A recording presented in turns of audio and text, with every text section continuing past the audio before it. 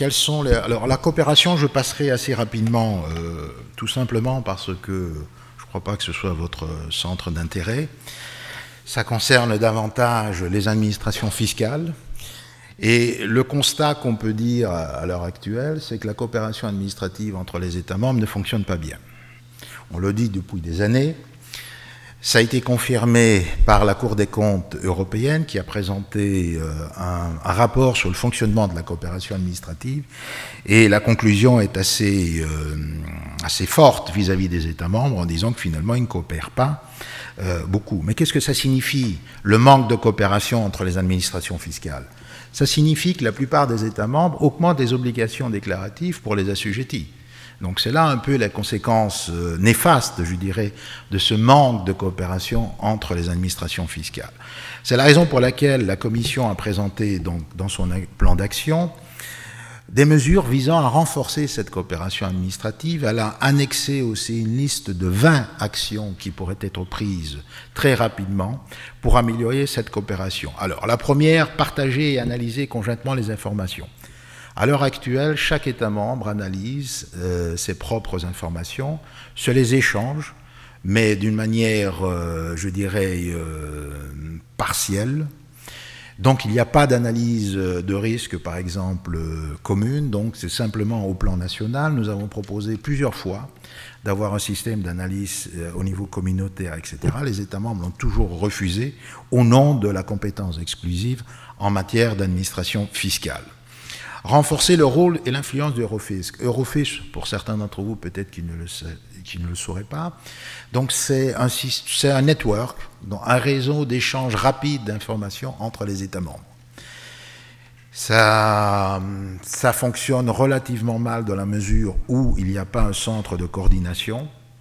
Donc, visuellement, par rapport au passé, ça n'a pas tellement amélioré la situation. Il y a des études, notamment sur les tendances en matière de fraude, pour vérifier si ces tendances sont les mêmes dans tous les États membres, etc. Mais on ne peut pas dire que ça a été réellement un pas en avant pour ce renforcement de la coopération administrative. Alors, ce que compte faire la Commission, c'est renforcer ce Eurofisc, avoir, j'irais peut-être un peu loin en disant, une espèce d'embryon d'administration fiscale européenne.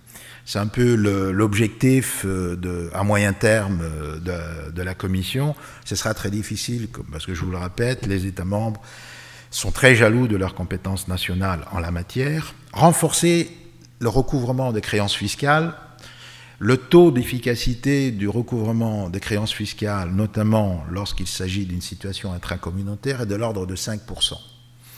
Donc ça ne fonctionne pas du tout. Lorsque vous avez une dette fiscale, il suffit de déménager, vous avez 5% de chance d'être repris dans un autre État membre. Donc il faut absolument améliorer cette assistance mutuelle entre les États membres aux fins de recouvrement des créances fiscales. Alors, l'importance aussi de la coopération internationale, notamment avec les pays tiers. Je crois que Bertrand l'a souligné, la compliance des pays tiers, notamment s'agissant du mini-guichet unique, c'est un voluntary compliance, comme on dit. La compliance n'est jamais volontaire. Lorsqu'on doit payer ses impôts, on doit les payer, donc c'est pas à la carte. Simplement, c'est vrai que c'est une faiblesse, parce que c'est s'inscrire au guichet unique, si un Chinois n'a pas envie et qu'il souhaite vendre des prestations de services électroniques, c'est très simple à le faire. Donc c'est la raison pour laquelle nous devons améliorer la coopération internationale et l'OCDE, dans ce cadre, joue un rôle important. Donc c'est la raison pour laquelle nous avons déjà entamé des négociations internationales. Alors nous avons fait un premier pas, vous me direz, négocier avec la Norvège, un accord d'échange d'informations, notamment s'agissant aussi du mini-guichet unique. Donc c'est un premier pas. Nous avons des discussions avec les autorités australiennes, la Nouvelle-Zélande, la Chine aussi, bien que ce soit assez compliqué avec les Chinois. Déjà, il faut trouver le bon interlocuteur, ce qui n'est pas évident. Le Japon, etc. Donc nous sommes en train d'essayer de développer cette coopération internationale en utilisant davantage l'OCDE, qui a un rôle majeur à jouer dans ce cadre. Alors, promouvoir les mécanismes efficaces de prévention et de règlement des différends. Ça, c'est le rôle ce qu'on appelle le forum TVA. Ce forum TVA, je l'explique en quelques mots, c'est un forum qui est composé des représentants d'administration fiscale et des représentants du business. Donc, ils travaillent ensemble, c'est facultatif, donc les États membres ne sont pas obligés de participer à ce VAT Forum, mais la plupart des États membres y participent. Il y a seul un État membre, et c'est notoire, c'est l'Allemagne qui refuse de participer à ce VAT Forum. En quoi consiste ce VAT Forum? C'est essayer d'améliorer les relations entre les administrations fiscales et le business. Dans ce cadre, on en a parlé, nous avons développé ce qu'on appelle le rescrit intracommunautaire. Lorsque vous avez des situations intracommunautaires et où vous avez des problèmes, notamment de traitement fiscal, où il existe un différend entre deux administrations fiscales, vous pouvez utiliser ce système de rescrit communautaire. Nous avons un projet pilote qui va aller jusqu'en 2018 et nous avons à l'heure actuelle, Bertrand, 18 États membres. Nous avons ajouté 3 États membres qui participent à ce projet pilote. Et vous avez déjà des situations, des cas qui ont été résolus grâce à ce système de rescrit communautaire. Vous trouverez toutes les informations sur le site web de l'ADG TaxSud où vous avez les situations qui ont été résolues grâce à ce système de rescrit communautaire. Nous avons un deuxième projet pilote qui vient d'être lancé qui concerne, je connais en anglais Dispute Resolution Mechanism, donc c'est un mécanisme de résolution de différends entre États membres. Et là, lorsqu'il y a un problème d'interprétation entre des États membres qui est complètement différent, il y a une possibilité aussi d'utiliser ce mécanisme avec un rôle que pourrait être joué le comité de la TVA. Supposons que 2 États membres ne réussissent pas à se mettre d'accord, il faudrait qu'il y ait un arbitre. Et là, ce qui est envisagé, c'est de donner au comité de la TVA un rôle d'arbitre. Nous l'avons en matière douanière sur les RTC, par exemple, les classements tarifaires. Lorsque 2 États membres ne se mettent pas d'accord sur le classement tarifaire, il y a un comité au niveau de la Commission européenne qui décide de classement tarifaire, qui a un rôle d'arbitrage. Donc je pense que c'est très important dans ce cadre-là. Alors, favoriser, encourager les conclusions d'accords, c'est ce que nous faisons, ce qu'on appelle un gentleman agreement. Nous sommes en train de discuter entre business et administration fiscale la possibilité d'avoir ce qu'on appelle des accords volontaires entre administration fiscale et business. Cela existe dans certains États membres. Par exemple, aux Pays-Bas, vous avez le concept de horizontal monitoring. L'administration fiscale prend un contrat, signe un accord avec une entreprise en disant, voilà, tu t'engages à respecter toutes les obligations, etc.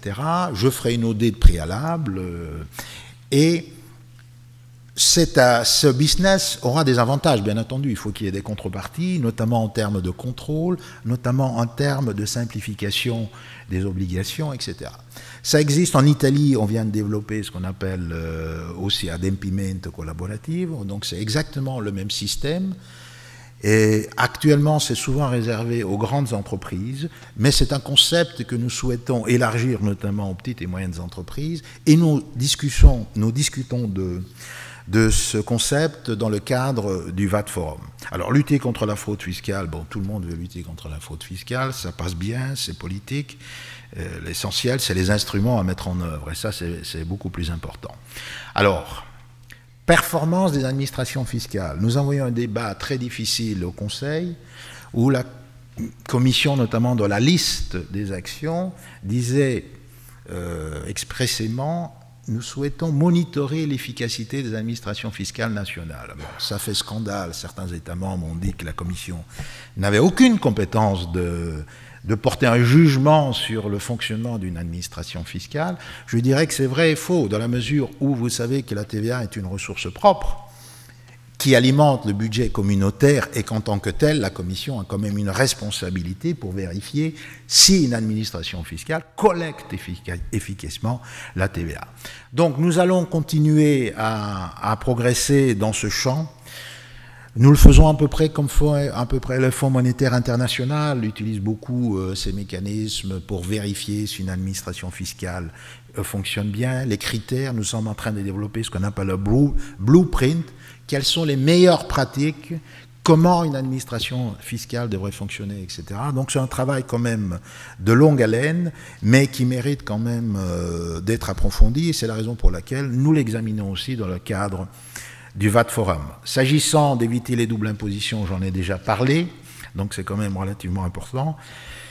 Alors, le split payment, octroi d'une dérogation concernant le split payment. Le split payment, on en parle beaucoup. Pourquoi? Parce que certains estiment qu'on collecte la TVA comme on l'a collecté il y a 40-50 ans, que finalement l'environnement économique, que l'environnement technologique a complètement changé et qu'il faudrait collecter différemment la TVA. Le split payment, qu'est-ce que ça veut dire? Tout simplement que la TVA ne passe plus par l'assujetti.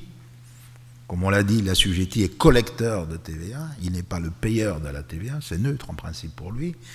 Et compte tenu que cet assujetti a certaines faiblesses, le fait de ne pas rendre la TVA qu'il a collectée, est-ce qu'on pourrait s'en passer? À partir du moment où on paye une facture avec TVA, la TVA irait directement dans les caisses de l'administration fiscale. Alors, il y a une expérience qui a lieu à l'heure actuelle en Italie. L'Italie a demandé une dérogation pour appliquer le split payment. La Commission européenne a accepté d'accorder cette dérogation. Mais le système italien est très particulier dans la mesure où cela concerne uniquement les transactions vis-à-vis des autorités publiques. Donc, en fait, ça passe d'une poche publique à une autre poche publique. Ça pose de gros problèmes pour les entreprises dans la mesure où elles se retrouvent en crédit d'impôt d'office. Et là, vous savez qu'en Italie, le remboursement à la TVA, je ne peux pas dire qu'il soit très rapide, même si dans le cadre de l'adoption de ce split payment, l'Italie avait prévu ce qu'on appelle la fast track, donc une voie rapide pour rembourser la TVA. Apparemment, ce n'est pas le cas d'après les informations que nous avons reçues de la part du business. Donc l'Italie doit présenter un rapport intérimaire en juillet, et nous allons examiner donc le fonctionnement. Je m'attends à ce que l'Italie, bien entendu, fasse un rapport intérimaire très positif, mais nous avons quand même des feedbacks du business qui est relativement critique concernant ce système.